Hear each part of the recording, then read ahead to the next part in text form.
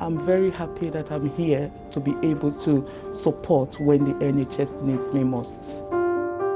Initially, when the first patient attended Lewisham Hospital, I think it was a Sunday, coming in on the Monday, there was definitely a different sense in the air. And that primarily was a sense of fear and a sense of the unknown. When we heard about it, because it was a new thing, there was that anxiety, but we were prepared. Then over the next coming days, seeing other patients trickling in through the hospital. Definitively, one day it was reasonably calm, the next day just every cubicle was full.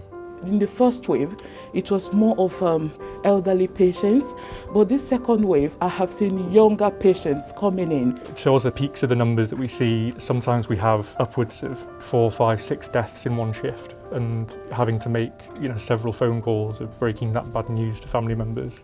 That's something that no one wants to do that. I think we realised quite early on that as respiratory physiotherapists we were going to play quite a large role with these patients.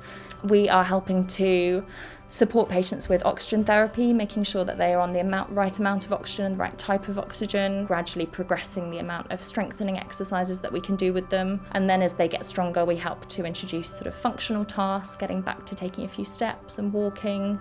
We had a pregnant lady who unfortunately got very unwell with COVID. She had to be put on a ventilator because she was so unwell and had to have a baby delivered. Luckily, 2 days later, she was taken off the ventilator, she was improving, and it was very nice to be able to organise video calls between her and her baby who was on the baby specialist unit. It's an extremely rewarding part of our job where we see patients who were extremely unwell progress towards getting better and getting home. Seeing a patient who I had treated on the critical care unit for a number of weeks, and he had actually improved significantly, had returned to work and was also even rollerblading around the park, which was such a rewarding thing to hear, that he was not only living his life but enjoying his life again. I was very pleased to see an 86-year-old lady who'd had both of her COVID vaccines. On a night shift, that made me very happy. I don't know why, it just did, and it kind of, I made sure I told all my colleagues about it the next day. It makes us happy that people are doing better. We do see people who have COVID and then for months and months they continue to have symptoms. In this hospital and locally we have some clear pathways how to manage these people after they go home. We're seeing community numbers come down, we're seeing the vaccine being rolled out, and we're all trying to remain as positive as we can that there's a light at the end of the tunnel.